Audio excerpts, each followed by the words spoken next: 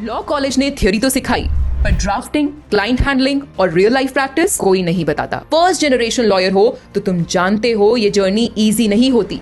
ना नेटवर्क, ना मेंटोर, सिर्फ हसल। इसलिए हम ला रहे हैं वो एडवोकेट्स जो खुद फर्स्ट जनरेशन लॉयर्स रहे हैं, जिन्होंने स्ट्रगल देखा है और अब चाहते हैं लॉ कम्युनिटी को कुछ वापस देना। सीखो ड्राफ्टिंग, क्लाइंट मैनेजमेंट और रियल वर्ल्ड लॉ प्रैक्टिस उन्हीं से जो वाकई समझते हैं आपका जर्नी। बिकॉज कोर्ट रूम सिर्फ नॉलेज से नहीं, स्किल्स और सपोर्ट से जीता जाता है।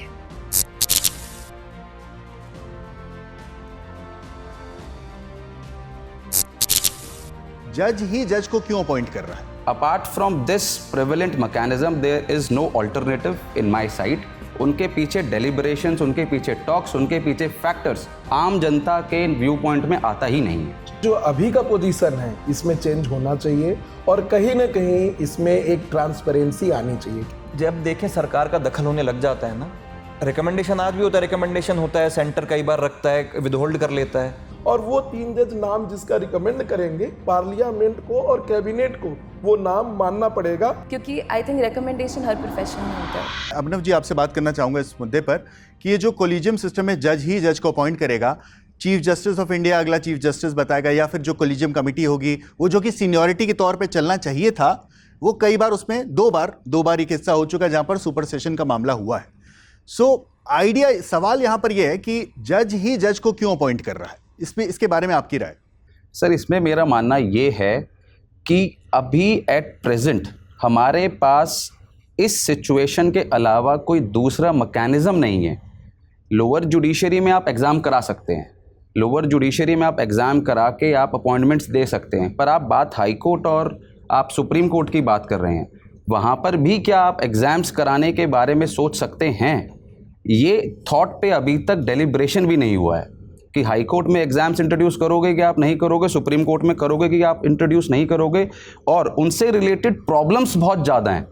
और इस एंगल पे मेरे को ऐसा लगता है कि अभी तक डेलिब्रेशन कोई स्पेसिफिक हुआ नहीं है। मेरा अभी मानना ये है कि एट प्रेजेंट जो करंट सिचुएशन है, कॉलेजियम जो सिस्टम है, that is very much justified. Apart from this prevalent mechanism there is no alternative in my side. There can be improvements. मेरे अकॉर्डिंग अभी द वे फॉरवर्ड इज़ कि हम लोग checks and balances बनाकर रखें। जो कॉलेजियम की डिस्कशंस होती हैं, जो कॉलेजियम एक नतीजे पर पहुंचता है, जो रिकमेंडेशन करता है सेंट्रल गवर्नमेंट को, वो पब्लिक करना चाहिए। अभी जो रिकमेंडेशंस पब्लिक होते हैं वो रिकमेंडेशंस एक प्रिंटेड फॉर्मा में पब्लिक होते हैं, उनके पीछे डेलिब्रेशंस, उनके पीछे टॉक्स, उनके पीछे फैक्टर्स, ये हमारी आम जनता के व्यू पॉइंट में आता ही नहीं है। यहाँ पर मैं लॉ स्टूडेंट जो कि लॉ को उसने चुन लिया है कि भाई मैं पढ़ाई मुझे लॉ की करनी है, लॉयर बनना है, मे बी जज का भी आपका पर्सपेक्टिव होगा वाग्मी, तो आपसे सवाल है मेरा कि ये जो जजेस, अपॉइंटिंग जजेस जैसे कि अभिनव जी भी बता रहे थे, तो आपका एज अ लॉ स्टूडेंट आपका क्या पर्सपेक्टिव है इस बारे में? सर एक्चुअली मुझे इस सिस्टम से कोई प्रॉब्लम नहीं है, because the correct word for it is recommendation. एक जज दूसरे जज को रिकमेंडेशन दे रहा है, एंड इसमें कोई बुराई नहीं है, क्योंकि I think recommendation her profession में होता है। सीनियर जब जूनियर को रेकमेंड करता है तो वही वो बेटर पोजीशन में जाता है, and we have seen this in a lot of professions. And अगर वो लीगल प्रोफेशन में भी हो रहा है कॉलेजियम से या जज के रिकमेंडेशन से, I think it is absolutely fine, because the जजेस no better. And other than that my question towards the judiciary is that जो रेशो गैप है बिटवीन मेन जजेस एंड वेमेन अपॉइंटेड जजेस is pretty low, and there is no correct reasoning for it, क्योंकि law is a profession of intellectuality. इसमें gender biasness क्यों है, I don't understand, क्योंकि women are as much capable as main, but if you see high court में 2 जजेस होंगे women, and बाकी पूरे हाई कोर्ट में मेल जजेस हैं, and this is not in lower courts, it is there in high court, even the supreme court, and considering that the legal profession is suppose to maintain the balance, it lacks. ठीक है, तो law students का जो perspective था वो तो हमें समझ में आया, और एक फीमेल पर्सपेक्टिव भी यहाँ पे हमें मिला, जहाँ पर कि जो महिलाओं का जो चुनाव होता है या जो नियुक्ति होती है हायर जुडिशरी में वो बहुत कम है। विशाल, आपकी क्या राय है इस बारे में? जी, मेरी राय है कि जो अभी का पोजीशन है इसमें चेंज होना चाहिए और कहीं ना कहीं इसमें एक ट्रांसपेरेंसी आनी चाहिए, क्योंकि बहुत बार ऐसा देखा गया है कि ऑनरेबल जजेस ऑफ द सुप्रीम कोर्ट इस पे प्रश्न चिन्ह खड़ा किए हैं। अब मैं आपको पीछे से अगर बताते आऊँ तो इसमें फर्स्ट जजेज एक केस हुआ था, उसमें ये कहा गया था कि जो कंसल्टेशन होगा अंडर आर्टिकल 124 सब क्लॉज 2 वो कंकरेंस नहीं माना जाएगा।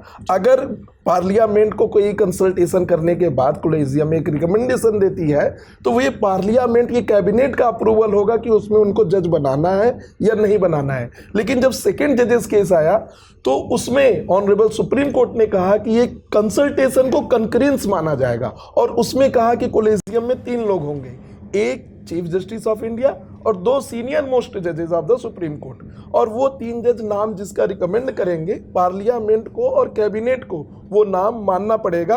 और अगर पार्लियामेंट या जो भी कैबिनेट है उस नाम को वापस करती है कि नहीं इनके खिलाफ कोई केसेस हैं, कोई ऐसा एलिगेशन है, और उसके बाद भी अगर रिट्रिएट करता है कोलेजियम तो वो उनके ऊपर बाइंडिंग हो जाएगा।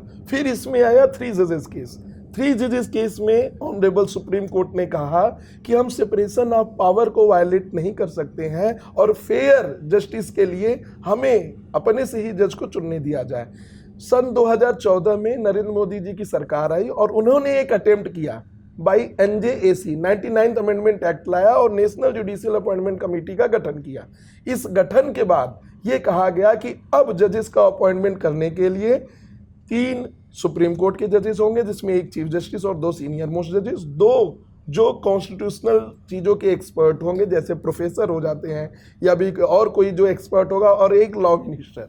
6 लोगों की एक कमेटी बनेगी और वो कॉलेजियम से नाम को रिकमेंड करेंगे, उसके बाद ये जजेस का अपॉइंटमेंट होगा। लेकिन वो जब केस जाता है सुप्रीम कोर्ट में तो फिर से एक बार ऑनरेबल सुप्रीम कोर्ट उस मैटर को डिसमिस कर देता है और ऑनरेबल सुप्रीम कोर्ट का कहना होता है कि ये हमारे प्रोसीजर पर एक हमला है, एक सेपरेशन ऑफ पावर पर हमला है और हमें ट्रांसपेरेंट रूप से काम नहीं करने दिया जाएगा अगर कोई पार्लियामेंट का आदमी इसमें इन्वॉल्व हो गया तो। लेकिन मेरा कहना इसलिए यहाँ पे जायज होता है क्योंकि अभी जो जजेस का अपॉइंटमेंट हुआ उसमें एक पटना के जज है जस्टिस पंचोली जो चीफ जस्टिस ऑफ इंडिया है, उनके रिकमेंडेशन पे ऑनरेबल जस्टिस बीबी नागारत्ना ने बहुत बड़ा प्रश्न चिन्ह खड़ा किया है क्योंकि वो सीनियरिटी में 57th पोजीशन पे आते हैं और उन्होंने कहा कि इनके पहले 3 वोमेन जजेस हैं जो कि कैपेबल भी हैं और पहले ऑनरेबल सुप्रीम कोर्ट में 3 जज थी, जस्टिस बीबी नागारत्ना, जस्टिस बेलायम त्रिवेदी और हिमा कोहली मैडम। तो 3 जज थी, अभी 1 बची है। जस्टिस बीबी नागारत्ना का कहना था कि क्यों नहीं हम और वोमेन जजेस को सुप्रीम कोर्ट ला रहे हैं, क्यों नहीं हम वोमेन्स को और मौका दे रहे हैं, इंस्पायर कर रहे हैं। तो कहीं ना कहीं इसमें प्रश्न चिन्ह तो खड़ा है। और पहले भी जस्टिस कृष्णा अय्यर ने कहा है कि जो जुडिशियरी है वो अपने पास ज़्यादा पावर रख रही है, इससे लोगों का विश्वास जुडिशरी के प्रति कम हो रहा है। सौरभ, आप मुझे इस बारे में बताइएगा कि ये जो एनजैग फेल मतलब एग्जीक्यूटिव क्यों ना अपॉइंट करे जजेस को, मतलब एग्जीक्यूटिव का रोल क्यों नहीं होना चाहिए? क्या ये प्रॉब्लमैटिक है? जैसे कि बेसिक स्ट्रक्चर का पार्ट बता दिया गया इंडिपेंडेंस ऑफ जुडिशरी, हाँ जी, तो इंडिपेंडेंस ऑफ जुडिशरी का यही बात इंश्योर करेगी कि जब एग्जीक्यूटिव का इन्वॉल्वमेंट नहीं होगा क्या? सर देखो, इसके 2 नज़रिए हैं देखने के। एक तो आप पिलर समझिए जो हम कहते हैं कि लेजिस्लेटिव, जुडिशरी, एग्जीक्यूटिव, और 4th पिलर हम कहते हैं जर्नलिज्म जी। बट सर चारों ही ऐसे नहीं हैं कि उनके ऊपर सवालिया निशान नहीं उठाया जाता। हाँ।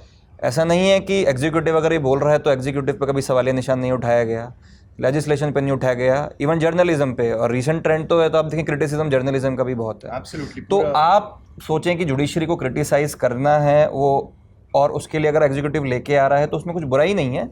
लेकिन सर इसको दोनों एंगल से समझना पड़ेगा। जो इंडिपेंडेंस और जुडिशरी जो आपने वर्ड बोला ना सर, ये बहुत इंपॉर्टेंट है यहाँ पे।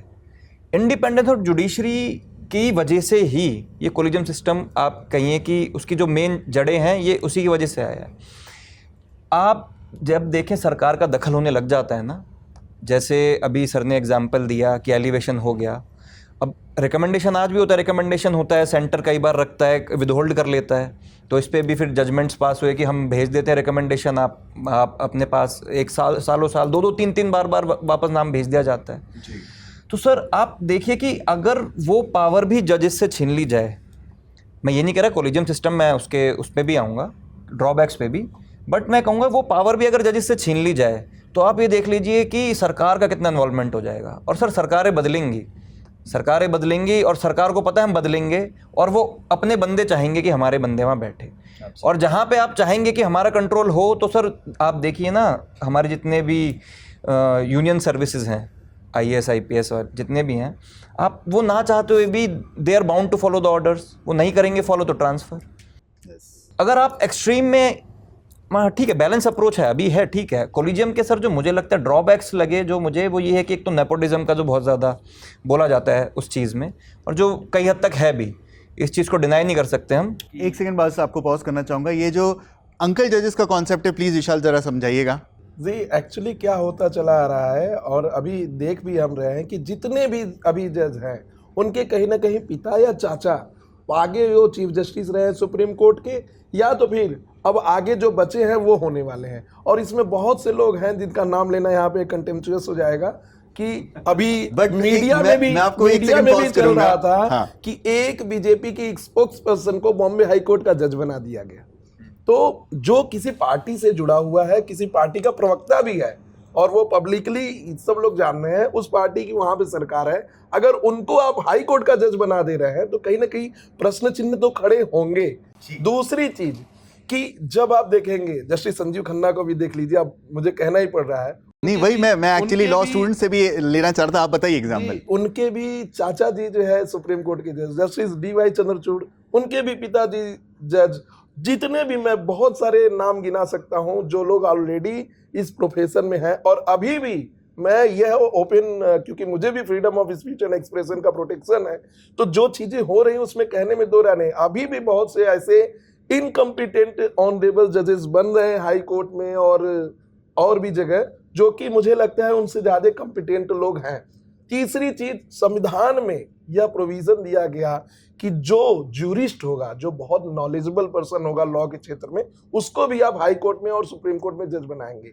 मैं पूछना चाहता हूं कि आज 75 साल हो गए देश की आजादी को, इतने बड़े बड़े लोग हुए, PM बख्शी हुए, इतने बड़े बड़े लोग हैं, उनको क्यों नहीं जज बनाया गया?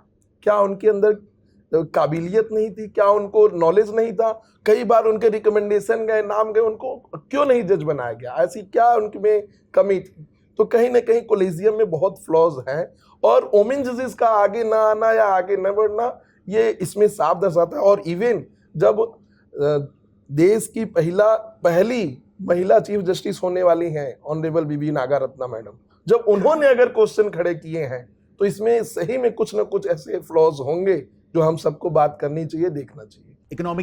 इकोनॉमिक एडवाइजरी काउंसिल के जो मेंबर है उनके द्वारा बोला जाता है यहाँ पर कि ये जो जुडिशरी को हम लोग एक तरह से ऑनरेबल एड्रेस करते हैं, showing respect to the chair, कि हम आपकी चेयर को रिस्पेक्ट शो कर रहे हैं, एंड वी एक्सपेक्ट कि आप उसकी गरिमा बनाए रखें। जैसे आप ट्रायल कोर्ट में जाइए, अगर आप उन्हें रिस्पेक्ट नहीं दे रहे हैं, अगर माय लॉर्डशिप नहीं कह रहे हैं, सर पूरी तरह से दंडवत नहीं कर रहे हैं, तो वो आपके फेवर में जजमेंट देंगे ही नहीं। अदरवाइज रूल्स हैं इसमें कि आप एड्रेस नहीं भी करेंगे तो आपके खिलाफ कोई कार्रवाई नहीं हो जाएगी। लेकिन ट्रायल कोर्ट में ऐसे फाइल उठा के फेंकते हैं, आप ऐसे शब्दों का उपयोग करते हैं जो उस प्रोफेशन में उस एडवोकेट के लिए नहीं करना चाहिए।